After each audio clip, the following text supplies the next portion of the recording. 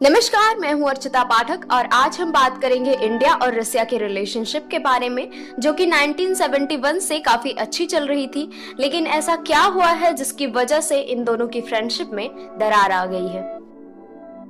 तो आइए पहले ये जान लेते हैं कि इंडिया और रसिया इतने क्लोज क्यों थे।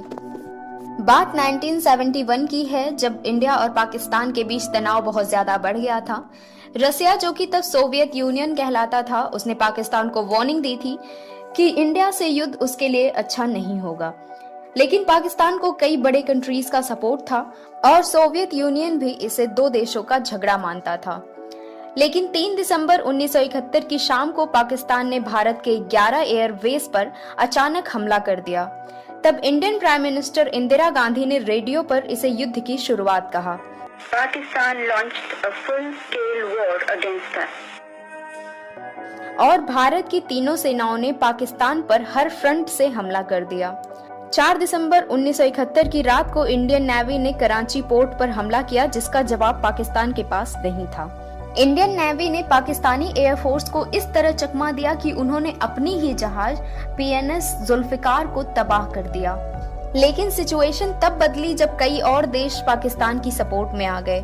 अमेरिका स्टार्टिंग से ही पाकिस्तान को सपोर्ट कर रहा था।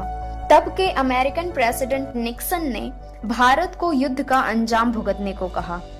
इसके बाद जॉर्डन ने भी अपने 4 एयरक्राफ्ट्स पाकिस्तान के सपोर्ट में भेज दिए और जरूरत पड़ने पर 22 और भेजने को कहा। टर्की और सऊदी अरेबिया भी पाकिस्तान के सपोर्ट में आ गए। उसके बाद UAE और इंडोनेशिया ने भी पाकिस्तान के सपोर्ट में अपने एयरक्राफ्ट्स भेज दिए और यहाँ तक कि अमेरिका ने जरूरत पड़ने पर चाइना को भी पाकिस्तान की मदद करने को कहा। इस तरह अमेरिका और पाकिस्तान ने सारे देशों के साथ मिलकर इंडिया को सबसे अलग कर दिया था। इसके बाद अमेरिका ने USS Enterprise aircraft carrier bay of Bengal में भेज दिया था। इसके साथ ही यूनाइटेड किंगडम ने भी HMS ईगल पाकिस्तान की मदद में भेज दिया।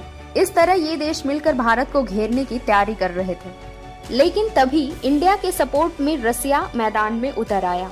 सबसे पहले तो रसिया ने चाइना को वार्निंग दी कि अगर वो इस युद्ध में शामिल हुआ तो रसिया से सीधा युद्ध करना पड़ेगा, और उसका असर ये हुआ कि चाइना ने वार में पार्टिसिपेट नहीं किया। रसिया, जो कि कई देशों से मिलकर सोवियत यूनियन कहलाता था, उसका सामना चाइना नहीं कर सकता था।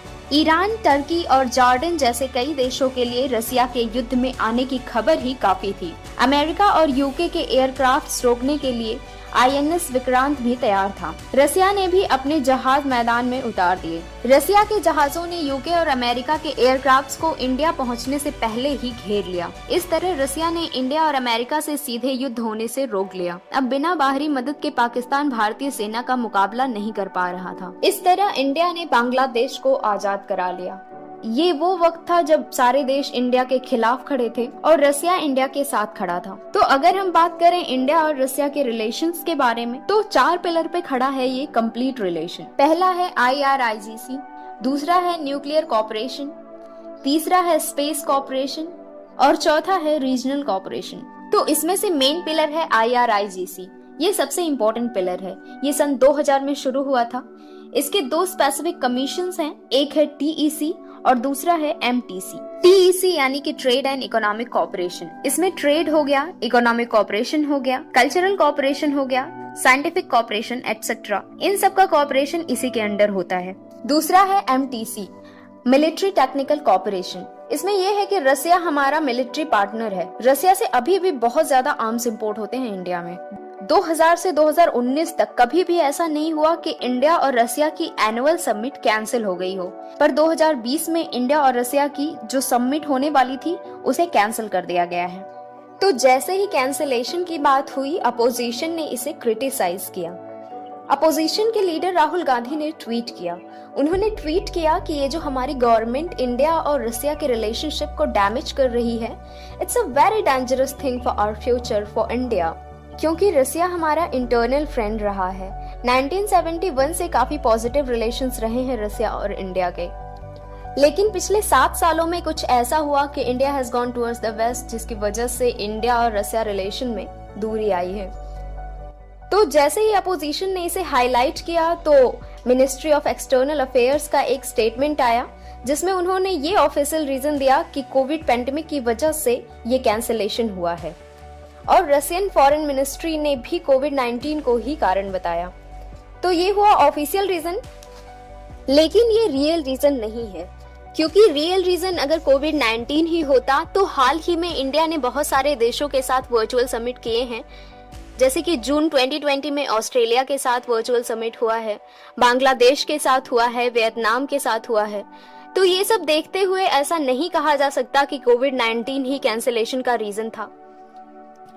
चलिए बात करते हैं कि रियल रीजन क्या है इस कैंसिलेशन की।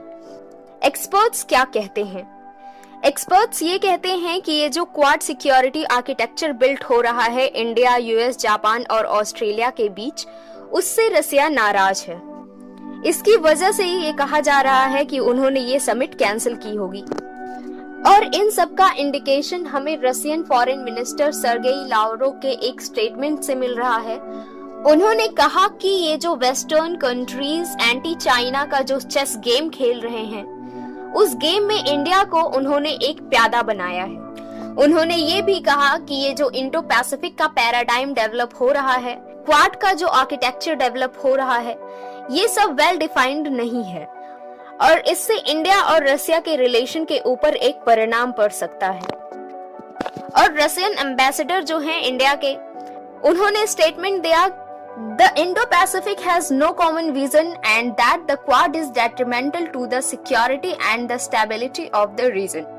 तो इन सब बातों को देखते हुए ये अंदाजा लगाया जा सकता है कि इंडिया और रसिया के बीच सब कुछ ठीक नहीं है। इंडो पैसिफिक को लेकर, क्वाड को लेकर रसिया इंडिया से खुश नहीं है। और इन सब का रिलेशन अगर देखा जाए तो चाइना से है, क्योंकि रसिया और चाइना के बीच रिलेशंस अच्छे हो रहे हैं। रसिया ने चाइना से $4 बिलियन की एक गैस डील साइन की थी, तो ऑब्वियस सी बात है कि चाइना इकोनॉमिकली बहुत इंपॉर्टेंट हो गया है रसिया के लिए। और रसिया पाकिस्तान के भी क्लोज जा रहा है। उन्होंने पाकिस्तान को अपना मिलिट्री इक्विपमेंट सप्लाई करना शुरू कर दिया है। रसिया पाकिस्तान के साथ भी $2.5 बिलियन की एक गैस डील साइन करने वाला है। रिपोर्ट आई है कि रशियन प्रेसिडेंट इस डील को साइन करने के लिए पाकिस्तान के दौरे पर जा सकते हैं। अगर ऐसा हुआ तो ये रसिया के पहले प्रेसिडेंट होंगे जो कि पाकिस्तान के दौरे पर जाएंगे। इससे पहले रसिया का कोई भी प्रेसिडेंट पाकिस्तान के दौरे पर नहीं गया, क्योंकि रसिया और इंडिया के रिलेशंस काफी अच्छे थे, तो इसीलिए रसिया इंडिया को नाराज करना नहीं चाहता था। लेकिन कहा जाता है कि in international relationship no one is your permanent friend and no one is your permanent enemy, it's all about the national interest. मतलब कि इंटरनेशनल रिलेशनशिप में ना कोई आपका परमानेंट दुश्मन होता है और ना कोई आपका परमानेंट दोस्त होता है। ये सब कुछ इकोनॉमिक बेनिफिट के लिए होता है। तो इस वीडियो में बस इतना ही। अगर जानकारी अच्छी लगी हो तो वीडियो को लाइक करिए, ज्यादा से ज्यादा शेयर करिए, चैनल को सब्सक्राइब करिए और बेल आइकन को जरूर दबाइए ताकि आने वाली वीडियोस की नोटिफिकेशंस आपको मिल जाएं। Thank you.